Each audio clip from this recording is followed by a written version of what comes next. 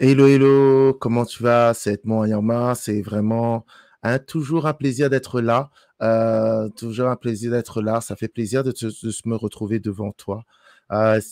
Surtout, en fait, ce qui fait plaisir, c'est c'est être inspiré tous les jours pour que je puisse venir te parler, pour que je puisse venir partager les différentes choses qui me tiennent à cœur.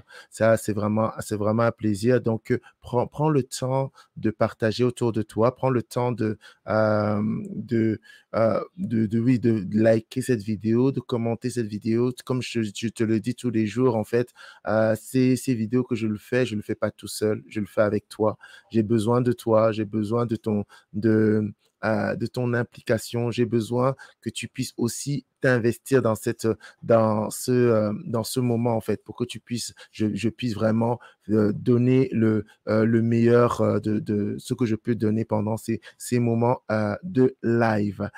Donc, et aujourd'hui encore, on a un sujet qui me tient à cœur. Je pense que c'est dans la continuité de ce qu'on était en train de discuter ces derniers temps. Ces derniers temps, on parle beaucoup de violence. On parle beaucoup de violence. On a parlé des types de violence que l'on peut, que l'on peut endurer. Et je t'avais expliqué en fait que qu'est-ce que tu dois faire par rapport à ce type de violence. Mais on commence toujours, on ne commence pas, on ne met pas la charrue avant les bœufs. Ce qu'on va commencer, c'est d'abord se présenter pour ceux et celles qui ne me connaîtraient pas. Et donc, moi, je suis Edmond Nyangma, je suis président d'Invariablement Roi. C'est une société qui aide les hommes dans les difficultés qu'ils sont en train d'endurer, difficultés personnelles, financières, conjugales, familiales. On les aide dans tous les domaines, dans trois domaines particuliers. On les aide dans le mindset, on les aide dans le leadership et on les aide au niveau de la création d'entreprise parce que ces trois piliers, nous pensons, sont des piliers phares pour pouvoir se sortir des difficultés que nous pouvons rencontrer dans la vie. Et donc, nous les aidons. Et voilà. Et donc, si tu as le moindre souci, n'hésite vraiment pas à nous contacter. Le but vraiment, c'est de vous aider. En ce moment, j'ai une cohorte d'hommes qui sont en train avec qui on est en train de travailler. Le but vraiment, c'est de créer quelque chose ainsi de manière de plus en plus régulière pour que on puisse soutenir les hommes et les permettre de s'en sortir dans les différentes difficultés qu'ils peuvent rencontrer. Bientôt, je pense vraiment au lieu bientôt, je suis en train d'essayer d'encourager les hommes que je suis à pouvoir témoigner parce que c'est aussi un super moyen de savoir est-ce que tu es guéri ou pas. C'est cette capacité à témoigner, cette capacité à dire comment tu es venu, dans quel état tu es venu et dans quel état tu es en ce moment. C'est très, très important d'être capable de témoigner et je suis en train de les encourager parce qu'ils voient déjà certains fruits dans leur vie à témoigner pour rendre grâce à Dieu de ce que Dieu est en train de faire et aussi te montrer que ce qu'on est en train de faire, ça porte du fruit et je t'invite à être là. OK. Donc, comme qu'est-ce que j'étais en train de dire jusqu'à maintenant, je te disais qu'en ce moment, on était sur un flow, on était en train de naviguer, de surfer sur la vague où on parlait des violences. On a parlé des différents types de violences. On a parlé du fait en fait, quand je parle de ces violences, c'est pas que j'ai perdu espoir, j'ai perdu foi à la cellule familiale, mais en fait, je me suis juste rendu compte que quand tu es face à des violences, il faut, c'est la seule solution que tu as dans un premier temps, c'est d'abord se retirer. La seule solution que tu as quand tu subis des violences, c'est de se retirer, c'est de s'écarter de cette personne qui commet des violences envers toi. Même si toi aussi, si tu en commets envers une personne, la première chose que tu dois faire, c'est d'abord t'écarter de cette personne, prendre de la distance. Parce que c'est par cette distance-là que, en fait, euh, les choses peuvent se tasser et tu peux te poser des bonnes questions et tu peux maintenant savoir quelles sont les solutions que tu peux apporter. Je dis souvent que les émotions sont comme une boule de neige. Et quand les choses, la boule de neige est secouée, la neige commence à s'éparpiller un tout petit peu partout. Et donc, il faut qu'il y ait tu reposes la boule de neige pour que la neige se dépose. Et c'est ça, en fait, quand tu subis des violences autour de toi, il est important, en fait, de déposer, de s'écarter de l'endroit où il y a des disputes, il y a des incompréhensions et toutes ces choses-là pour que la neige se tasse dans un premier temps et que l'on puisse véritablement trouver de bonnes solutions pour s'en sortir. C'est très, très important. C'est très, très important. Et donc, on était en train de surfer dessus. Après, aujourd'hui, je voulais vraiment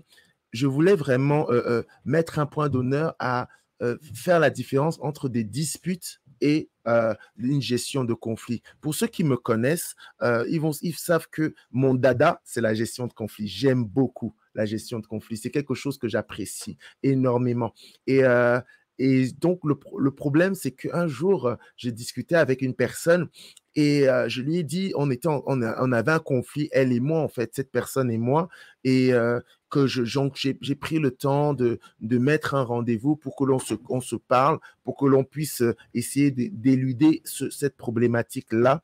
Et le truc, en fait, c'est que quand je parlais de gestion de conflit, ça a fait peur à cette personne. Ça a fait peur à cette personne parce qu'en fait, le mot conflit, en fait, a une mauvaise dénotation. Quand tu parles, on préfère dire qu'on a un différent. Il y a quelque sur des points qu'on ne s'entend pas et tout. Ça passe un tout petit peu mieux.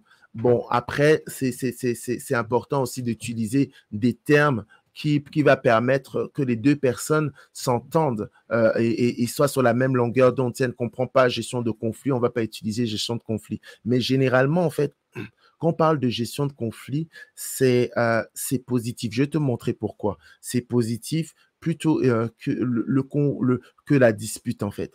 Et donc, quand on parle de gestion de conflit, c'est on se rend compte, en fait, qu'il y a un différent. Il y a un différent et on veut forcément de la bonne manière s'en sortir. C'est pour ça qu'on parle de gestion. Sinon, on reste dans le conflit.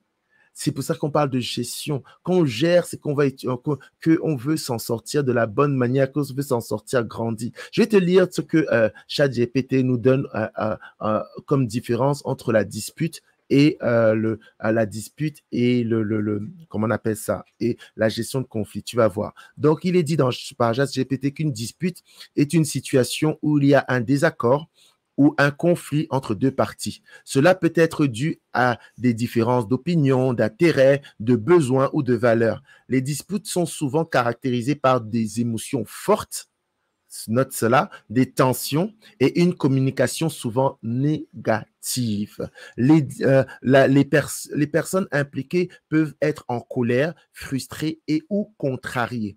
Les disputes peuvent se dérouler d'une manière non constructive avec des accusations, des critiques et une absence de communication efficace. Elles peuvent résulter d'une réaction émotionnelle instantanée plutôt que d'une gestion réfléchie du désaccord. Gestion de conflit. La gestion de conflit, d'autre part, implique l'utilisation de techniques et de stratégies pour gérer les désaccords de manière constructive. Elle vise à résoudre les problèmes et à restaurer des relations harmonieuses entre les parties en conflit. Cela peut impliquer l'écoute active. Ça, c'est une technique. Écouter, l'écoute active pour comprendre les perspectives de chaque partie, la recherche de solutions mutuelles bénéfiques, la négociation, la médiation. Tout ça, ce sont des clés. Tout ça, ce sont des techniques de gestion de conflit. Mais moi, j'aime beaucoup le point qui dit que cela est pour que nous puissions sortir de cette gestion de manière constructive. Et c'est ça la différence, bien-aimé. C'est ça la différence entre des disputes et une dispute, en fait. Si je mettrais une dispute pour moi, c'est une manière d'être violent envers une personne. pourquoi, comme on a dit, en fait, on commence à avoir des accusations. En fait, les attaques deviennent personnelles. Tu attaques la personne dans une personne, dans sa personnalité, excuse-moi de la redondance, dans sa personnalité, dans son être, dans son identité. Tu l'attaques personnellement. Tu n'essayes pas de prendre en compte ce qu'elle ressent. Tu l'attaques dans sa manière de penser, dans sa manière de réfléchir, dans sa manière d'être, en fait. D'être. Ça peut être physique. L'autre jour, je discutais avec mes enfants. C'était une discussion très positive. Bon, du moins, c'est ce que je pense. C'était une super discussion où on parlait du fait de parler d'une personne qui est grosse, obèse à l'école. Et je leur disais que souvent, tu dois d'abord montrer pour qu'une personne puisse t'écouter. Tu ne dois pas forcément montrer que le fait qu'elle soit obèse, ce soit important pour toi. Vois d'abord cette personne au-delà de son obésité, de ce fait qu'elle soit grosse. Et donc, derrière, en fait, même si tu dois lui parler un jour qu'elle est grosse et lui donner des solutions, elle sait, cette personne, que tu vois au-delà de ce que tes yeux sont en train de voir. Et tout ça. Et donc, quand tu commences à t'attaquer, en fait, de manière personnelle à une personne, c'est que tu commences à utiliser ses faiblesses contre elle. Tu commences à utiliser ses manquements contre elle. Tu commences à utiliser là où la personne, quand elle s'est montrée vulnérable, devant toi et tu utilises cette vulnérabilité contre cette personne. Ça, c'est la dispute. Ça, c'est de la violence. Et c'est ça, en fait, que je suis en train de te dire souvent. Quand tu es une personne qui ne fait que te rappeler tes manquements, qui ne fait que te rappeler ta petitesse, qui ne fait que rappeler ce que tu ne fais pas de bien, en fait, cette personne, tu dois t'écarter de cette personne. Tu dois forcément t'écarter de cette personne. C'est une violence. Et parce qu'on n'a pas à se sentir honteuse par rapport à ces manquements. On ne doit jamais se sentir honteuse par rapport à ce qu'on ne fait pas bien. Parce qu'il y a plusieurs raisons du fait qu'on ne fasse pas bien quelque chose à un instant T. Moi, par exemple, en ce moment, je suis en train de réapprendre, parce que j'ai appris quand j'étais très petit, mais je suis en train de réapprendre le piano. Je ne vais pas juger ma faiblesse du piano par rapport à un instant T. C'est vrai que maintenant, je bégaye encore un tout petit peu dans ce que je suis en train de faire et tout ça, c'est normal. Je recommence quelque chose. Je ne vais pas me juger. Donc là, si quelqu'un vient me voir et commence à me jeter au visage le fait que je ne joue pas au piano, c'est juste une question de temps. La faiblesse, ça peut être aussi une question de temps. Tu es en train de prendre cette personne à un moment de sa vie où les choses ne sont pas encore, il n'a pas encore pu développer à sa juste valeur ce pan de sa vie.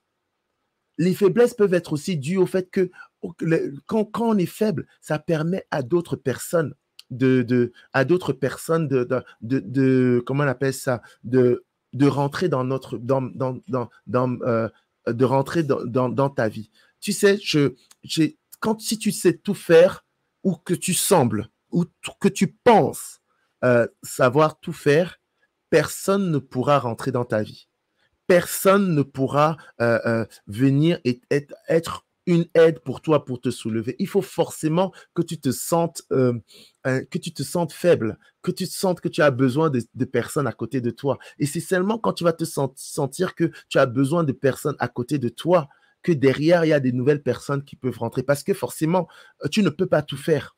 Et donc, des faiblesses souvent dans ta vie sont des moyens que Dieu a permis pour qu'il y ait des nouvelles personnes, pour que tu aies des nouveaux amis, pour que tu aies de nouveaux conjoints, pas nouveaux conjoints, que tu aies un conjoint, toutes ces personnes vont venir en fait compléter quelque chose que tu n'as pas. Mais si tu sais tout faire, et donc si quelqu'un derrière prend cette faiblesse que tu as contre toi, ça veut dire en fait qu'elle ne sait rien. Elle ne sait rien. C'est pas ça, c'est de la violence. C'est ça qu'on appelle une dispute. Tu prends des armes, ce qu'on appelle des coups bas contre la personne en fait, contre la personne. La faiblesse, ça peut être aussi un manque de connaissances. Très souvent, en fait, c'est parce que tu ne sais pas que tu poses certaines actions. Mais cette personne qui est en face de toi, et quand je parle de personne, je parle de toi comme de la personne qui est en face de toi. Parce que souvent, en fait, moi, je sais souvent que, OK, tout ce qui m'est arrivé dans ma vie, je dis toujours aux gens, j'ai beaucoup de responsabilités par rapport à ça. Il y a tellement de choses que je ne savais pas, tellement de choses que je ne faisais pas parce que je ne savais pas de cela. Et si toi, tu prends donc, plusieurs fois mais le fait que je suis tombé et que derrière, j'ai perdu des entreprises, j'ai perdu beaucoup de biens, matériels, j'ai été endetté et tout cela contre moi, c'est que en fait, déjà, je vais te regarder, je suis plus cette personne. Et moi, personnellement, je prends ces parties de ma vie comme des leçons qui m'ont permis de grandir. Ces douleurs m'ont permis de grandir. Mais toi, tu veux le prendre comme des armes contre moi. En fait, c'est pour te montrer la différence. Déjà, on prend le temps de te montrer qu'est-ce que tu as souvent dans des disputes, qu'est-ce que tu as dans des disputes et pourquoi je te propose très souvent je te propose de pouvoir plutôt ne pas rester dans cet environnement, mais de t'écarter afin que bien les choses se tassent, que tu puisses guérir de cela et que tu puisses trouver de véritables solutions parce que dans le feu de l'action, tu as dit, on a lu tout à l'heure que les disputes sont souvent caractérisées par des émotions fortes, des tensions et des communications négatives. Ou dans cette mixture-là de tensions fortes, de communication négative et tout, tu ne peux pas rester dans tout cela et penser réussir à faire quelque chose, réussir à s'en sortir et faire quelque chose. Impossible. C'est impossible de pouvoir être positif, créatif dans cela. C'est impossible. C'est pour ça que moi, quand je préconise, je dis, c'est toujours, on sépare, on coupe, on s'éloigne et on commence à travailler. Et donc, je vois maintenant la différence entre la gestion de conflits maintenant, c'est que la gestion de conflits, d'autre part, implique l'utilisation de techniques et de stratégies pour gérer les désaccords. C'est utiliser des techniques et des stratégies. Et donc, à la fin de ce que j'ai dit, j'ai donné 2, 3 stratégies. Il y a la stratégie de l'écoute active. C'est une stratégie, c'est une technique. L'écoute active, c'est prendre toute son attention envers la personne. Écouter réellement, ne pas faire autre chose. Quand tu sais que tu es en train de gérer un conflit, tu écoutes la personne. Écoute active, ça veut dire que tu ne coupes pas la personne. Quand elle est en train de parler, tu te tais et tu attends à ce que la personne ait complètement exposé sa manière de ce qu'elle ressent avant et toi, tu prends des notes pour essayer de rebondir. L'écoute active, c'est de reformuler. Comment on appelle ça? L'écoute active, c'est de reformuler ce que tu as entendu pour que tu sois sûr que tu comprends et non pas le prendre avec, parce que bien sûr, dans la gestion de conflits, même dans l'écoute active, comment dire, il y a aussi les émotions qui sont en train de bouillir à l'intérieur de toi, mais le fait de reformuler la chose à l'intérieur, à la personne, ça te permet aussi de faire baisser ta manière de, comment dire, ce que tu as écouté. C'est une technique. Ça, c'est une technique. On a parlé comme notre technique je recherche, de négociation. La technique de la négociation. La technique de la médiation. Ça veut dire que vous utilisez une personne qui est en médiation, ça veut dire au milieu, que tu prends une personne qui est au milieu de vous et qui écoute une partie, le reformule à l'autre, écoute l'autre partie et le reformule à l'une. Et avec cette partie, cette troisième partie, en fait, vous essayez de trouver une solution pérenne. C'est ça, en fait, la technique. Mais toutes ces techniques que j'ai citées, en fait, elles s'apprennent. Elles ne sont pas innées. C'est pour ça souvent que tu peux passer de la dispute si un couple est assez intelligent et que ce couple quand ils voient ils sont en train de tomber dans des conflits, des disputes et tout, elles doivent commencer, ça veut dire qu'elles n'ont pas appris les techniques de gestion de conflits. Donc, prendre le temps, s'écarter un peu, prendre le temps d'apprendre ces techniques de gestion de conflits. Ça s'apprend, ce n'est pas inné. Et c'est prendre le temps de se soumettre à des personnes. La médiation, c'est accepter, se soumettre à une autorité et dire que ce que dira cette autorité, je le ferai. Je le ferai. Est-ce que nous sommes capables de le faire? C'est ça la gestion de conflit. Si c'est un couple, si une relation est prêt à rentrer dans ce processus d'apprentissage des différentes techniques pour se sortir de conflits et que maintenant on prend conflit après conflit et on essaye de les régler, ça, en fait, là, je ne vais pas te dire forcément de quitter là où tu es. Non, je vais dire, OK, vous pouvez rester et vous apprenez les choses en même temps. Mais si vous n'avez pas encore appris, vaut mieux d'abord s'écarter. Une des techniques aussi, c'est définir, et ça, c'est les femmes qui vont m'écouter ne vont pas forcément aimer cela, c'est définir ce qu'on appelle les dates de péremption.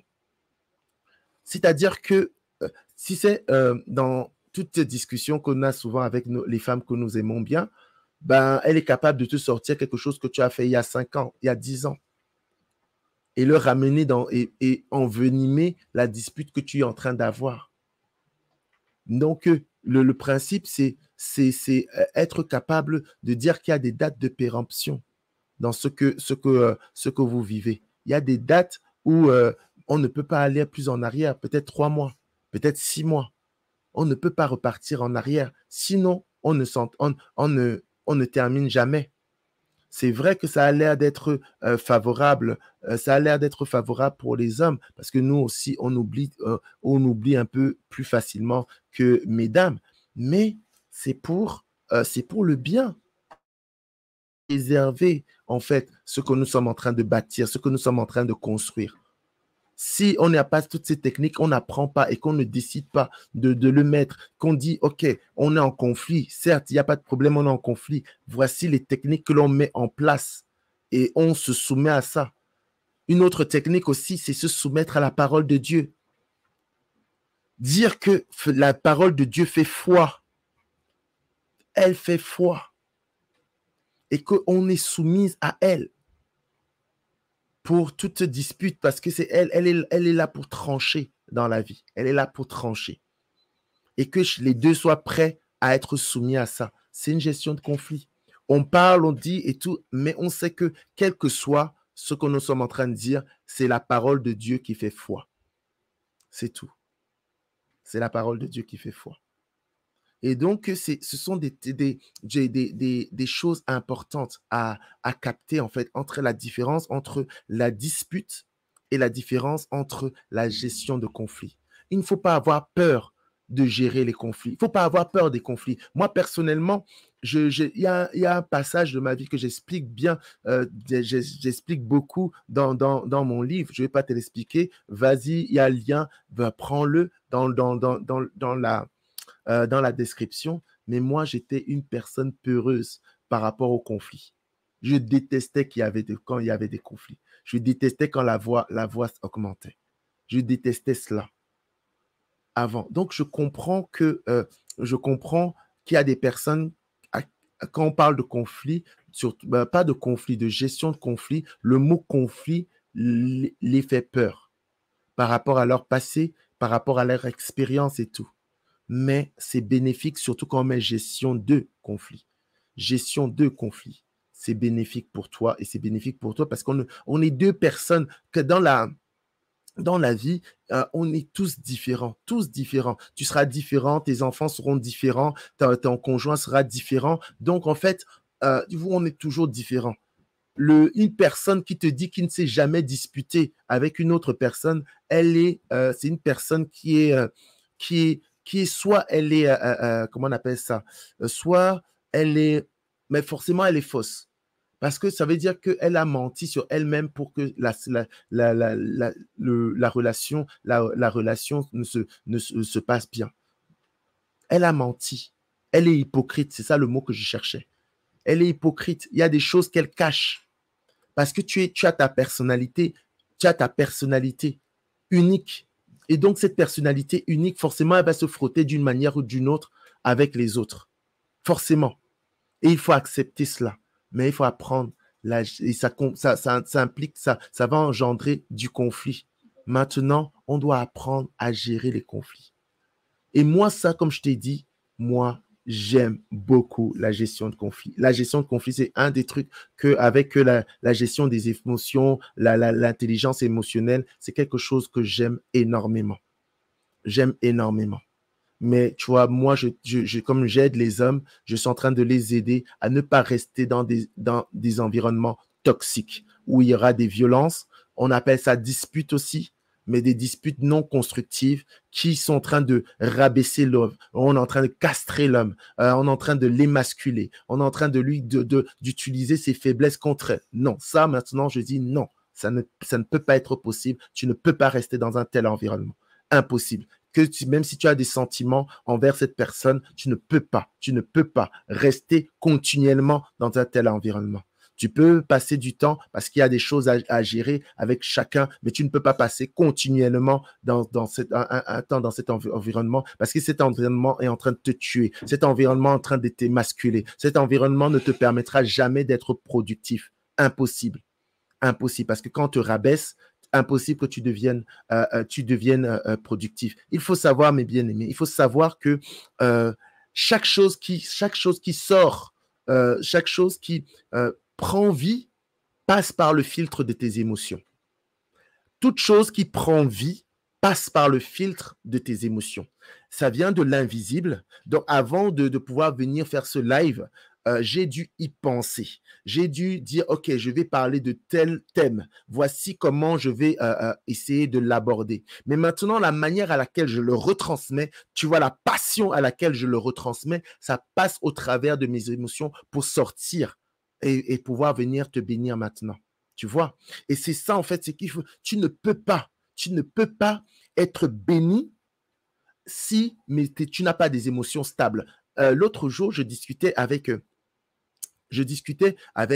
un ami qui me dit, mais pourquoi depuis longtemps, tu n'as pas réussi à produire des vidéos, on ne te voit plus beaucoup dans les réseaux sociaux. Et je lui ai dit que malheureusement, bon, on est en train de grandir, mais il y a souvent des dimensions où moi, j'arrive plus à être productif quand je n'arrive pas à stabiliser mes émotions. C'est souvent ça, en fait, qui fait en fait que dans un premier temps, je préfère d'abord m'éloigner, réapprendre qu'est-ce qui s'est passé, pourquoi mes émotions ne sont pas stables en ce moment et pour que ça ne se reproduise pas derrière. Et je sais qu'avec du temps, tout cela va se stabiliser. Quand je vois ma vie, j'ai passé des périodes de près d'un an de dépression. Je n'arrivais à rien produire. Après, c'est tombé à 6. Après, c'est tombé à quelques semaines, quelques jours. Maintenant, je réussis à gérer gérer cela et tout. Ça devient beaucoup plus proche de zéro qu'autre chose. Mais ça demande que quand tu vois cette instabilité, tu te retires d'abord.